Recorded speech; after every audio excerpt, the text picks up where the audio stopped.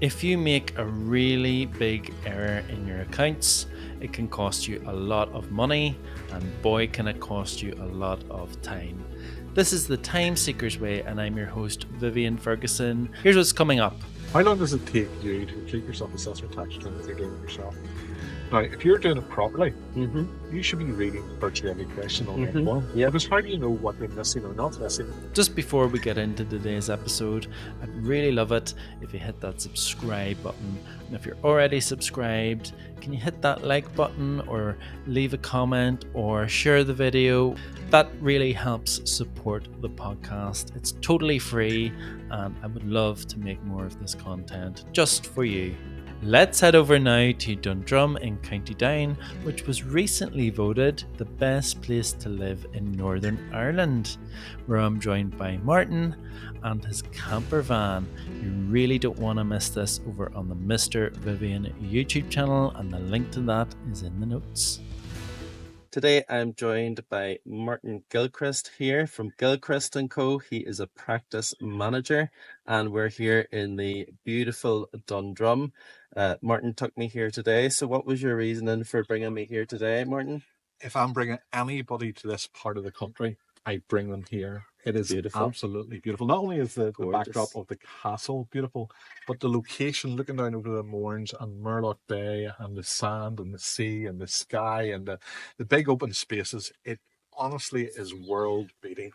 Could you explain to me what it is you do? So I'm practice manager at Gilchrist and Co. Chartered Accountants. Gilchrist and Co. is a practice that looks after professional people in independent practice in the legal, medical, tech and creative sector. My job in that practice is everything except for the accounting and tax services.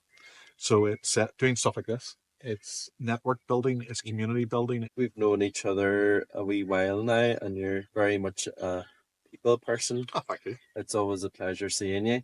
And it's reciprocal. I always love seeing you. So I was excited when you agreed to come on the podcast.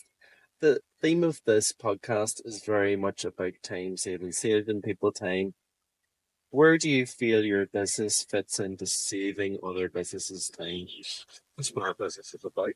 It's about taking out time, taking out stress, taking out doubt, taking out worry, taking out worry is a big one. Taking out all those pressures that relate to accountancy and tax that apply to every small business, that apply to every professional person who works for and by themselves. And those are hassles, stress, troubles, worries, knowledge that they don't need really to be doing. You know, it's they need to be getting on at their own job. Like I don't go and paint my house or change the brakes on the car because I have professionals that do that. I don't go to the dentist or I don't pull out my own teeth. I make sure to go to the dentist to do that because even though I could pull out my own teeth, it's not a good idea. And the time saving that you would do and the cost saving you would do by doing that isn't worth the disaster that would be there afterwards. So our job essentially, you know, talking about sizzle, not steak. You know, I've never heard of that. It's where you talk about the actual, what is the feeling of what it is you're actually going to get. The feeling of what you're going to get with Gilchrist and Co. is effectively we take away all those troubles. And the reason we're able to take them all away is because we've set our practice up in a very particular way. So I've already mentioned there's only 300 clients. That means all our services are personal. We know all our clients personally. Nobody in our practice is just a number.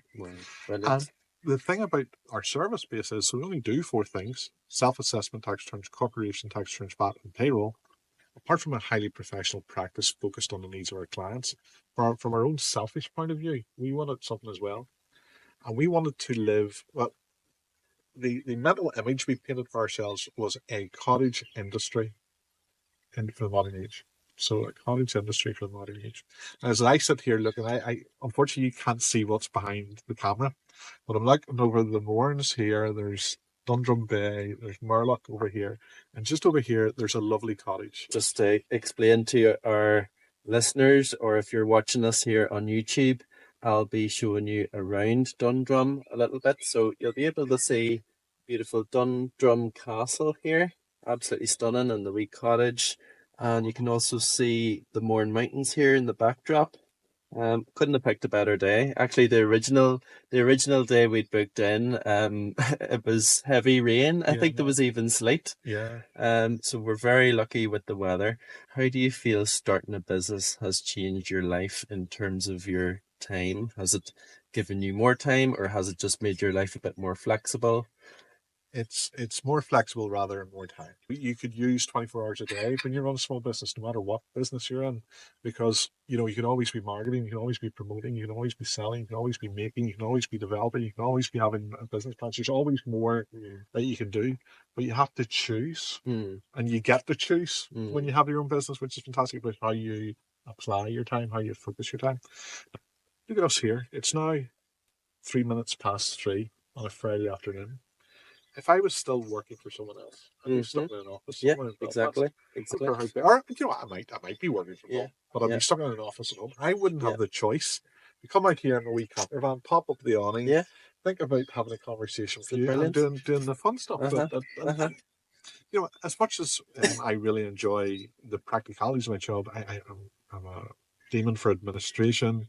I love the communications and the administration and all that stuff. I really do love all that stuff.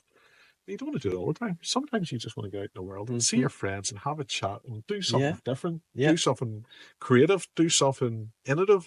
Do you know what's very interesting? And there was research done on someone who was just sitting down and someone who was just going on a walk. They'd done tested their brain. They'd done a brain scan, and they noticed that there was more areas of the brain active. After a walk. I've seen that research as well. Maybe different research, but I absolutely agree with you. Dr. Jonathan Bloomfield, who does networking at Stormont, last Friday of every month, 10 a.m. for Kids Stormont, if you want to join it. And it's fantastic. But even before that, and there's loads of net walking groups now where so you're networking and walking at the same time. And I love that because it brings a completely different dynamic to the way that you network. Now, what's networking about? It's about meeting other people. It's about having conversations. It's about learning something from them. It's about learning something from you.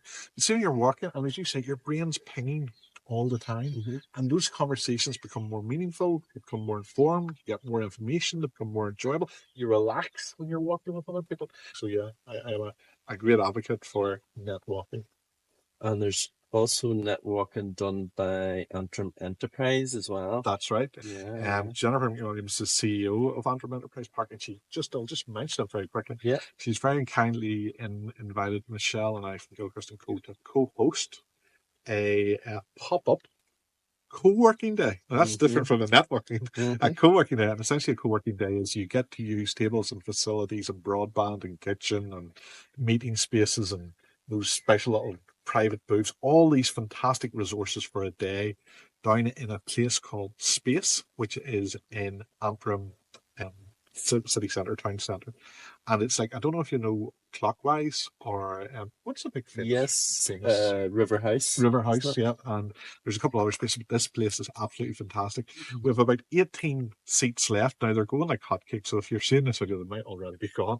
But if you see it and you fancy it, pop onto my LinkedIn page and just click through to the LinkedIn event for the Space pop-up co-working day. You'll be very welcome. For our listeners and viewers, I'm going to be popping all that information on the show notes.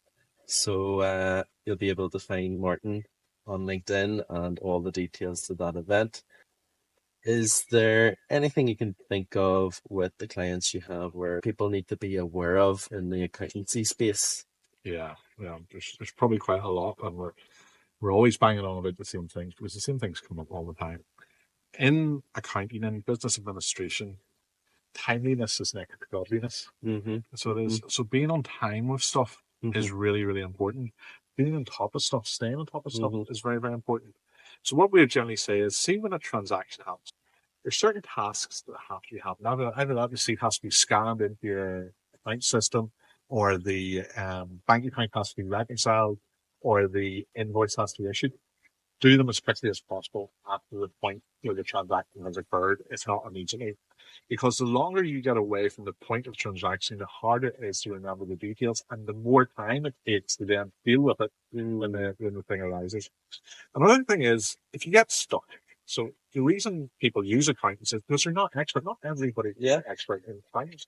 Like, it takes 6 years to train to be a chartered accountant. My goodness, that's a long time. Yeah, by the time you go through university and do accountancy and then do another 3 years of professional exams. So when you pop out the other end, you have an awful lot of knowledge in your head. Knowledge is one thing, but training, maybe that's what adds to that is experience, because an awful lot of what accountants do isn't learned.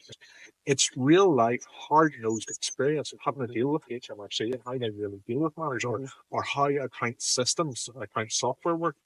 And you're not going to have that knowledge. There's no way that you're going to have it after 300 grand talking about this stuff day in, day out. So what I always say to my clients is, look, we have this knowledge and ability and resource. If you get stuck, don't try and work it out yourself. Contact us right away and we'll probably be able to resolve it for you. And if it's a quick query and most of the queries are quick queries, you can resolve in about 10 minutes or less. If it's 10 minutes or less, there'll be no charge for it. The benefit to you is, first of all, you're getting the matter resolved right away and you can put it out of your head and go on and work on the next thing. But the second thing is, you're not coming to us, or even worse, we're not coming to you 6 months later when we're doing the accounts with a query of something that's obviously gone wrong, but we need an explanation of. And you're going, after 6 months ago, I can't remember. And you have to go back. So we have to stop what we're doing. You have to stop what you're doing. And you have to go back, find the information. Then you have to come back to us. And before you know it, something that could be resolved in 5 minutes is taking 45 minutes or an hour of everybody's time to do something that should be done right away. So timeliness, don't hesitate to contact your accountant. Hopefully most accountants would be like us and give you that 10 minutes of assistance or advice or pointers for free. And use the resources that you've built around your practice well. So every business should have policies, practices, and procedures. Set, formatted, structured ways of doing the work you have to do. And those policies, structures, procedures should be the most efficient way of doing things. You should actually stop and thought, is this the best way to do this? If it's not the best way to do it, don't do it that way. Do it in the efficient way. But if you've got an efficient way set up and you've worked it out and you spent time doing it, use it.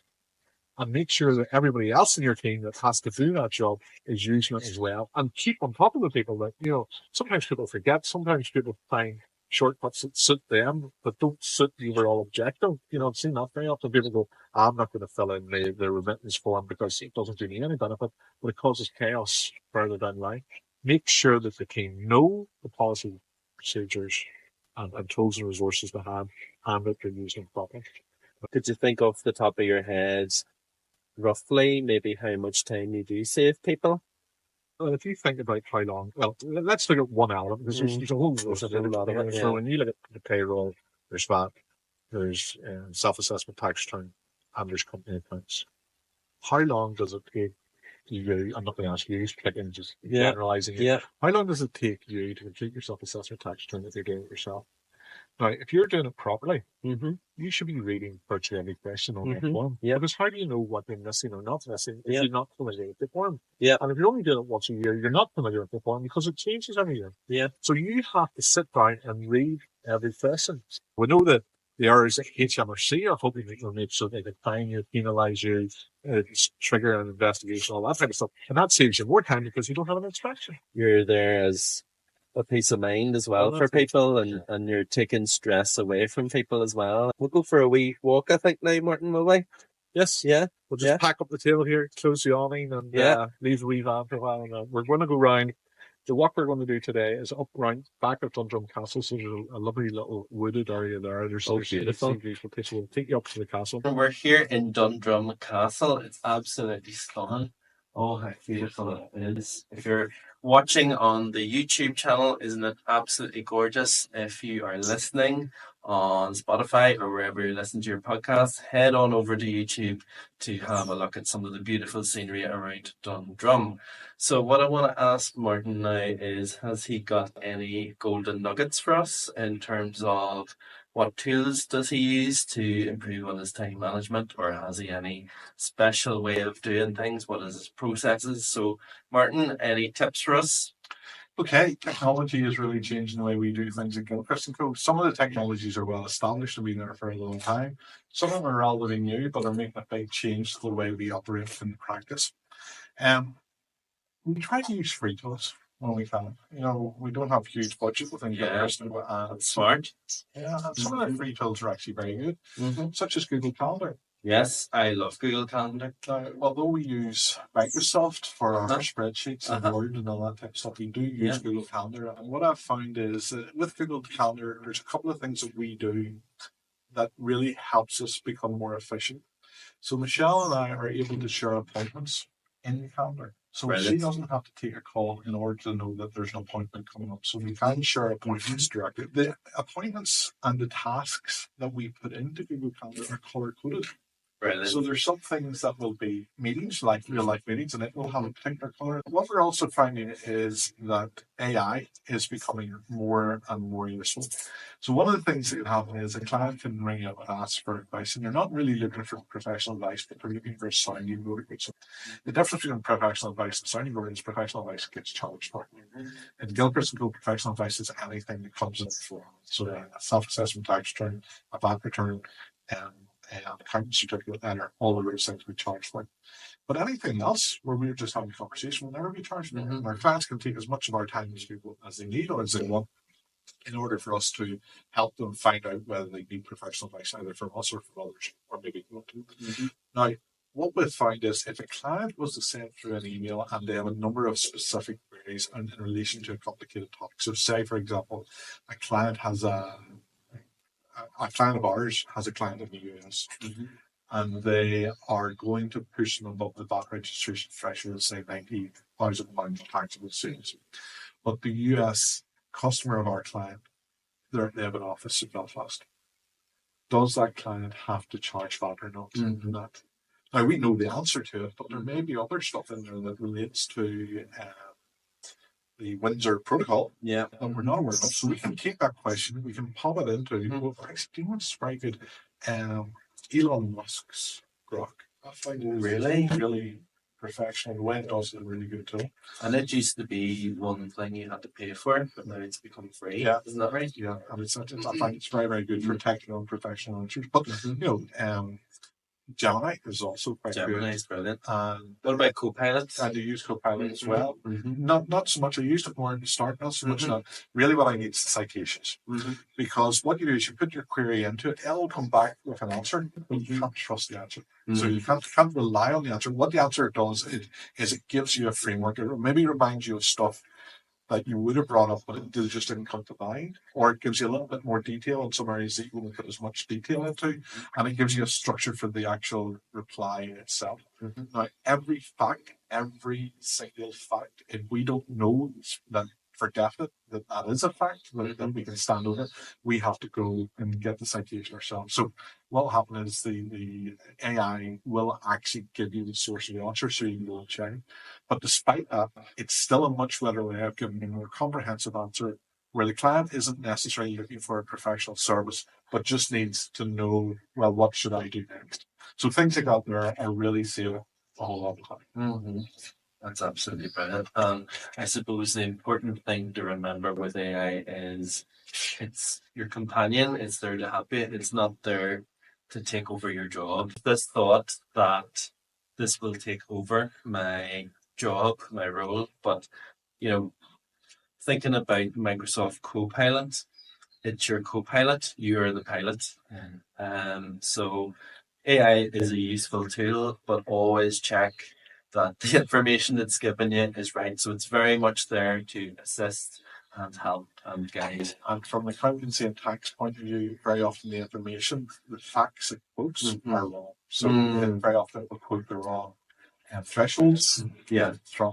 Quote the wrong rates. It'll quote because basically it's making up. If it doesn't find the proper information, it's hallucinating, or it's trying to fill the gap that it has to fill, but doesn't know how to fill. So there will be a lot of it. There's a whole host of specific examples I can go to where a client is come to me and said, "But I'm AI that or ChatGPT. This is what would have to go. No, that's actually an out of date rate." So it's things like the minimum wage when we come in now. Yes, that'll change. AI will probably get that wrong. And things like the national insurance thresholds and rates that have to be paid by businesses now, it'll start to hallucinate and like that. So if you were to say, I've got 10 staff earning £15 an hour at the old artwork 40 hours a week. Yeah. And how much will I have to pay in national insurance? I'll probably not get that right. Yeah. If we get the structure of how you answer the question right, Correct. but Yeah. it'll not get every element of it right. Yeah. And even if it does get it right, our job is to be the responsible person in the room taking responsibility for it, because you don't pay those 15 euro and you pay it down. That's one thing.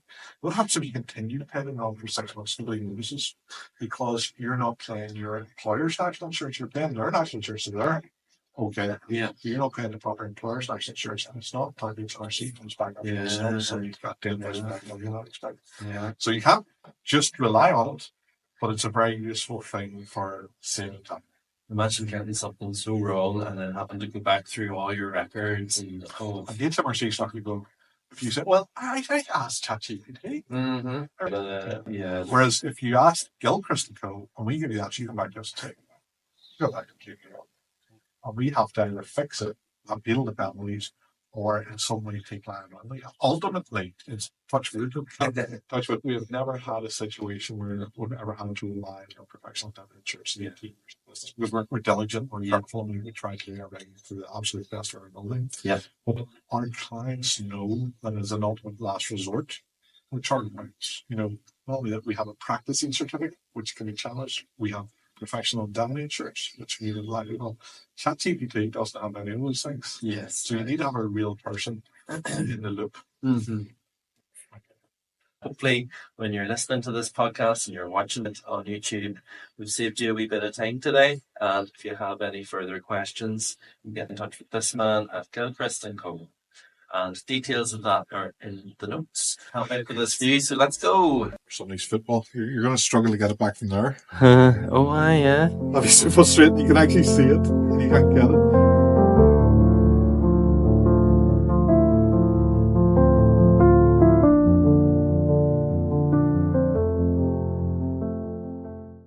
How do you deal with something that just comes up out of the blue? Say it's something that's really urgent. How do you deal with that?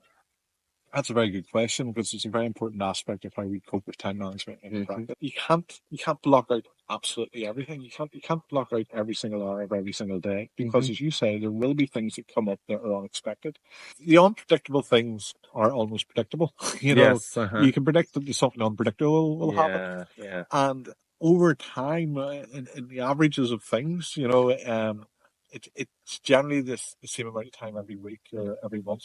It ends up being the unpredictable stuff. If somebody calls us out of the blue and they want some help, if it's not urgent, we will explain to them, look, we need to schedule time for this, so we've got the right amount of time and you're the centre of our focus while we're discussing it with you.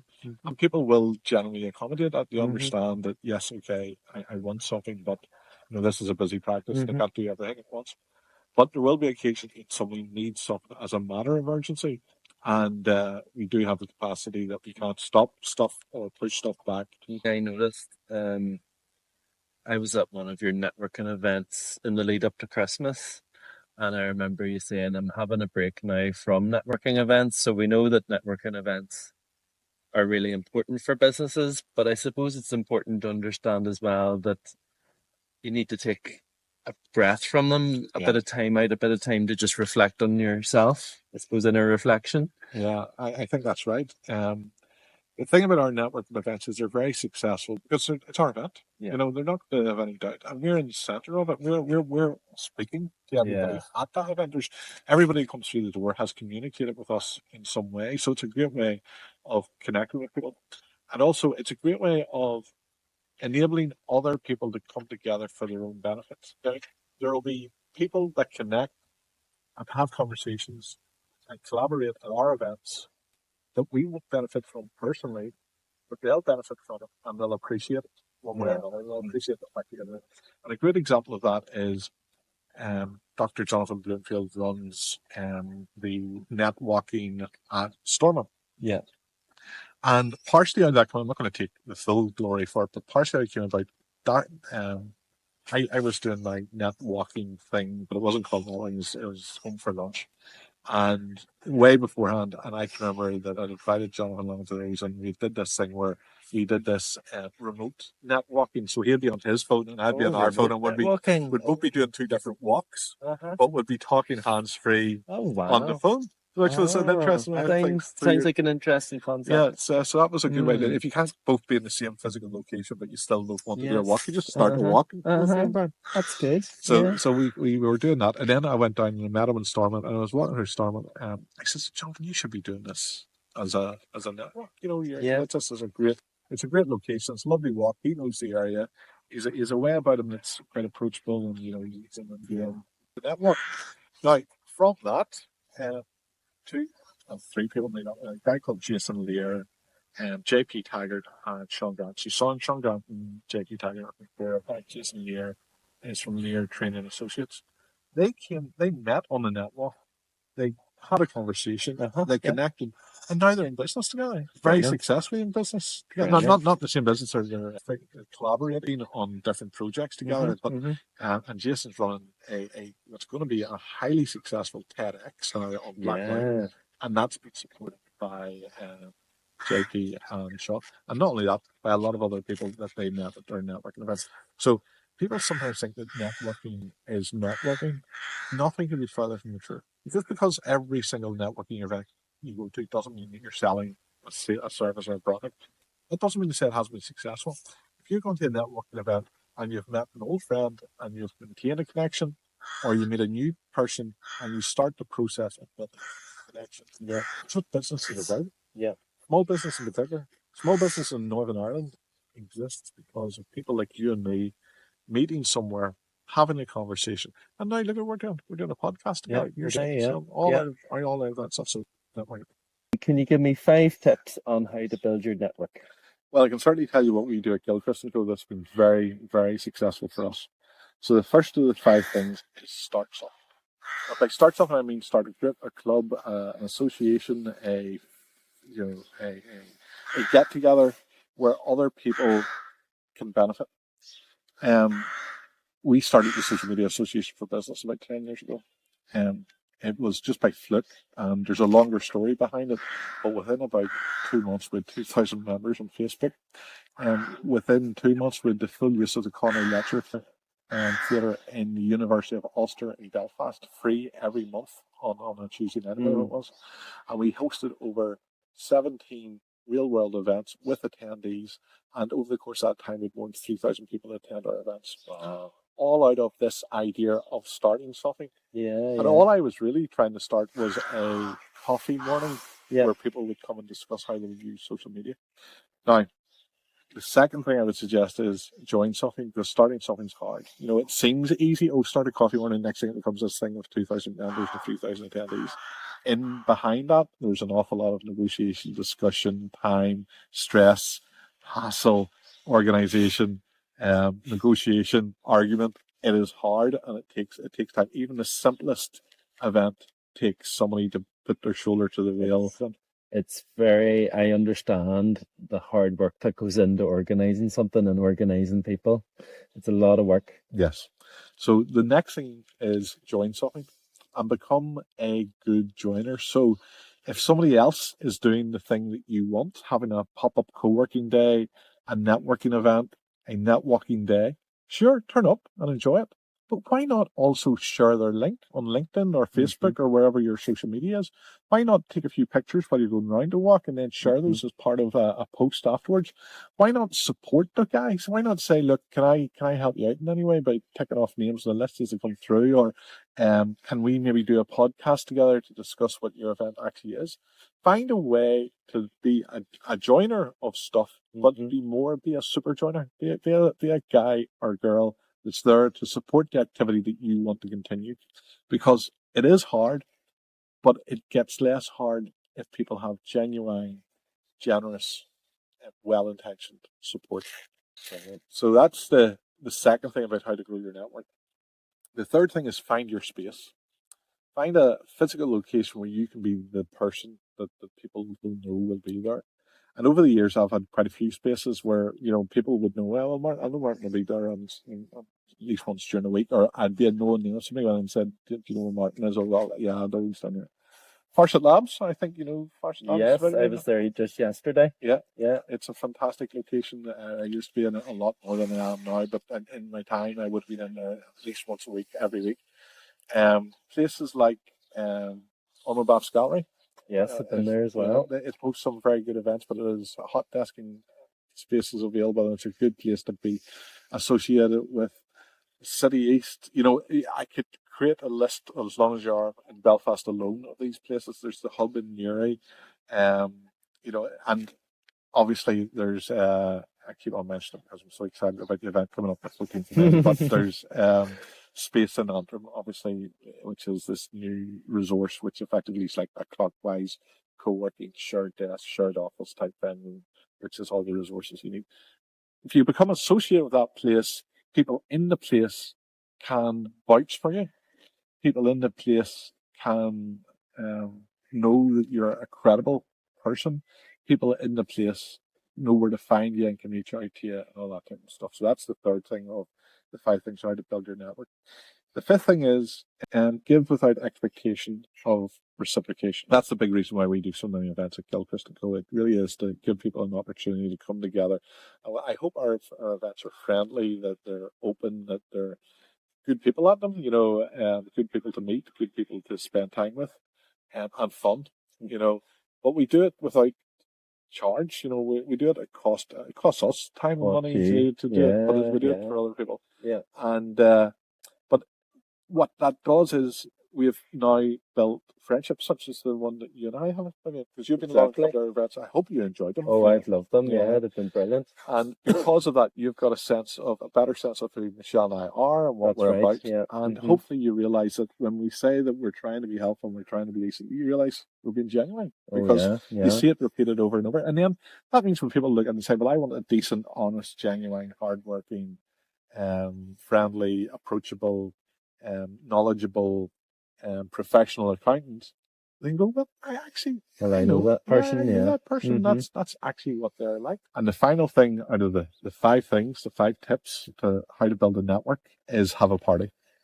Now, by have a party, I don't actually mean have a party with dancing and vodka, I'm disappointed, cigarettes, and all that kind of stuff. Although what I do mean is it's find an excuse, and it's any excuse to bring together good people. And by good people, we all know what good people mean. Good people are, if I seen you walking through Belfast, you're on the other side of the street, I would actually cross your road to go over and say hello to you, because I know you're a nice person. I know you're a good crack, and I'd want to catch up and say hello and all that good stuff. Find reasons to put on events, big or small, to bring people like that together. And I'll give you one example that I did that recently. Michelle had to go over to England for 2 days or so. I was left to my own devices, and I simply created a LinkedIn Messenger group. So it's just a group. It wasn't an event page. It wasn't a Facebook event thing. It was just a messenger where we could add people to a messenger group. Yes, indeed. Yeah. And what I did was I individually contacted, because I wanted it to be a 5 chairs, so 5 tables, 5 chairs around the table. That's right. I heard of this. Yeah. And I reached out to 5 guys, and I basically said to those guys, I'm going to book a table down in Moonbell 27. Yes, I've been to that restaurant. It's one of the best. Very nice. Yeah, it's a lovely, very nice restaurant. I'm going to book it from 7 o'clock, and I would love you to going to enjoy me. Essentially, I want you to tell everybody round the table in less than 2 minutes, and then we'll cycle around again what you're passionate about right now. What's your burning passion right now? And then the rest of the evening can just be general conversation. Now, some of those people knew each other well. I knew everybody well. Yeah. Some of them knew each other, some of the other guys a little bit. Some of them didn't know some of the other guys at all. When they left that evening, they all knew each other really well. So have a party. And that party can be a small 5-table thing, or it can be you fill a room. But it doesn't matter. If you bring good people together, the magic will happen. And that's my 5 tips. And even if it's just one other person to get started. Absolutely. What an amazing walk. That was over 10,000 steps we did, wasn't it? It was a good walk, good weather, good company, good crack. And we have Dundrum Castle right behind us here. So if you're free some weekend, get yourself down here and clear your head. So we had a really good chat there, Martin, about different technology used, and one of the things we talked about was Zoho. So you use that for your CRM, isn't that right? That's right. And what's your overall impression of that piece of kit? Well, we've been using it now for more than 18 years. So we're obviously impressed. But the reason we used it was just by happenstance rather than being research. There was a time that Zoho was an installed version of software. Actually, when it first came out, you got a disk and you stuck it in your computer and you installed it, and it came out in the post for free. And I just happened to be in the first batch of people that went onto the cloud-based version, so the web version, and the first batch got it for free licenses for life. Brilliant. And we've been using it ever since. The thing about a CRM software like that is once you're on it, it's a bit hard to get off. Hard to get off it. You've got all the information on there. Mm-hmm. But again, as I discussed earlier on, if you're going to use any type of software for your practice, it has to be well resourced. It has to be well known. It has to be secure. It has to be well maintained. And what we have found over the years is that Zoho ticks all those boxes, and it's also incredibly useful for us. And what Zoho does is it keeps on file for us all the different standard letters that we need at easy access, touching a button, pull it up, ready to use. So yeah, it's been a good package for us, and considering it's been free for all that time, the world has changed for the better in many ways, and that's why a small practice like Gilchrist and Co can now have 300 clients, work with them effectively and efficiently, and I still have the time to go out and have a lovely afternoon with yourself, Vivian, and make a podcast about timekeeping and efficiency. Martin, it's been an absolute pleasure to walk with you today, and such stunning scenery here in Dundrum. Really hope you have a great weekend. Thank you. And thank you for taking the time to come on the podcast today. My pleasure. And enjoy the rest of your day. Take care. Cheerio, everyone. Cheerio. To get in touch with Martin Gilchrist from Gilchrist and Co, please check out the show notes. Next time on the Timeseekers Way, I'm joined by Dawn from Wilby Jones, and she's going to be talking to me about how you can save time applying for business grants. Dawn plays a pivotal role in saving a lot of businesses a lot of time, so it's not to be missed, guys. If you're listening, thanks for listening, and if you're watching me over on YouTube, thanks for watching.